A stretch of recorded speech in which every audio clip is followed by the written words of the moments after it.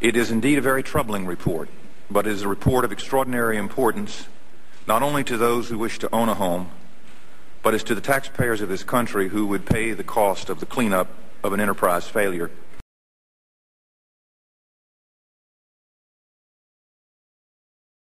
The analysis makes clear that more resources must be brought to bear to ensure the highest standards of conduct are not only required, but more importantly, they are actually met.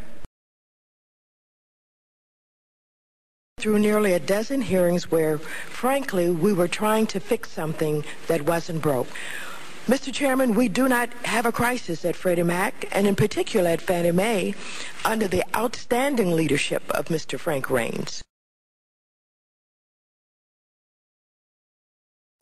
And as well as the fact that I'm just pissed off at Ophelia, because if it wasn't for you, I don't think that we'd be here in the first place. And now the problem that we have and that we're faced with is maybe some individuals who wanted to do away with GSEs in the first place, you've given them an excuse to try to have this forum so that we can talk about it and maybe change the direction and the mission of what the GSEs had, which they've done a tremendous job. There's been nothing that was indicated that's wrong, you know, with Fannie Mae. Freddie Mac has come up on its own, and the question that then presents is the competence that your agency has with reference to deciding and regulating these GSEs. And so I wish I could sit here and say that I'm not upset with you, but I am very upset because, you know, what you do is you give, you know, maybe giving a reason to, as Mr. Gonzalez said, to give someone a heart surgery when they really don't need it.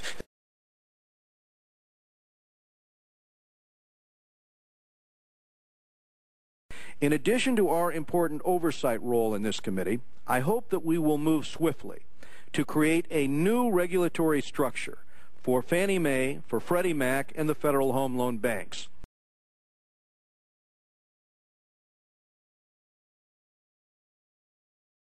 This hearing is about the political lynching of Franklin Raines.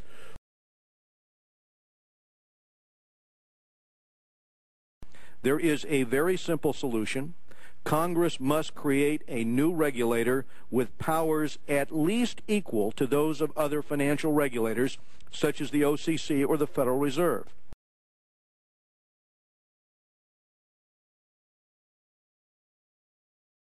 What would make you, why should I have confidence? Why should anyone have confidence in you as a regulator at this point? Sorry, Congressman. OFAO did not improperly apply accounting rules. Freddie Mac did. OFAO did not try to manage earnings improperly. Freddie Mac did. So this isn't about the agency engaging in improper conduct. It's about Freddie Mac.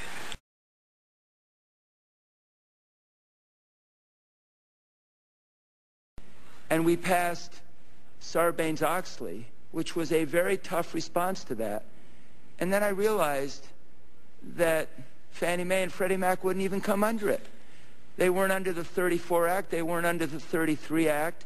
They play by their own rules, and I'm tempted to ask how many people in this room are in the payroll of Fannie Mae, because what they do is they basically hire every lobbyist they can possibly hire. They hire some people to lobby, and they hire some people not to lobby so that the opposition can't hire them. But a concern that I have is you're making very specific, what you have correctly acknowledged, broad and categorical judgments about the management of this institution, about the willfulness of practices that may or may not be in controversy. You've imputed various motives to the people running the organization. You went to the board and put a 48-hour ultimatum on them without having any specific regulatory authority to put that kind of ultimatum on them. That sounds like some kind of an invisible line has been crossed. Fannie Mae has manipulated, in my judgment, OFAO for years. And for OFAO to finally come out with a report as strong as it is tells me that's got to be the minimum, not the maximum. Etc.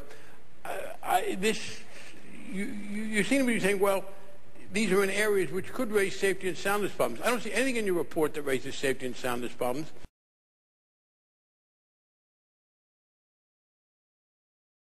under the outstanding leadership of Mr. Frank Raines. Everything in the 1992 Act has worked just fine. In fact, the GSEs have exceeded their housing goals. What we need to do today is to focus on the regulator, and this must be done in a manner so as not to impede their affordable housing mission, a mission that has seen innovation flourish from desktop underwriting to 100% loans.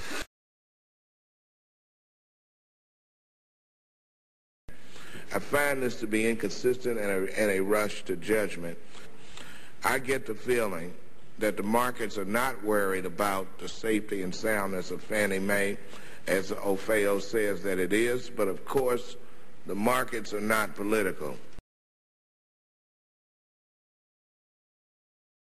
But I have seen nothing in here that suggests that the safety and soundness are at issue, and I think it serves us badly to raise safety and soundness as a kind of a general shibboleth when it does not seem to me to be an issue.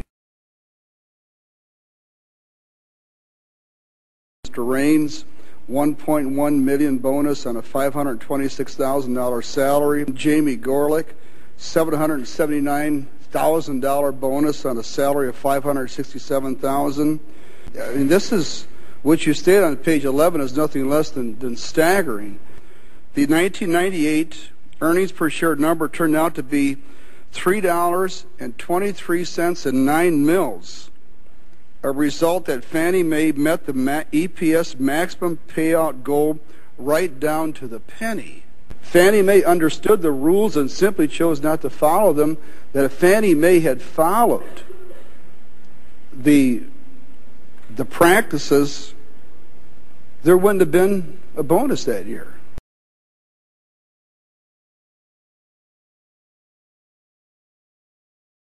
And you have about 3% of your portfolio set aside.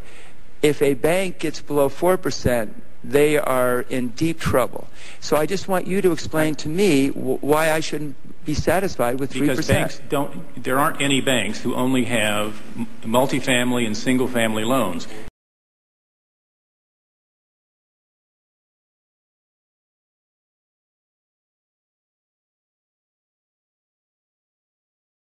These assets are so riskless that their capital for holding them should be under 2%. Fine.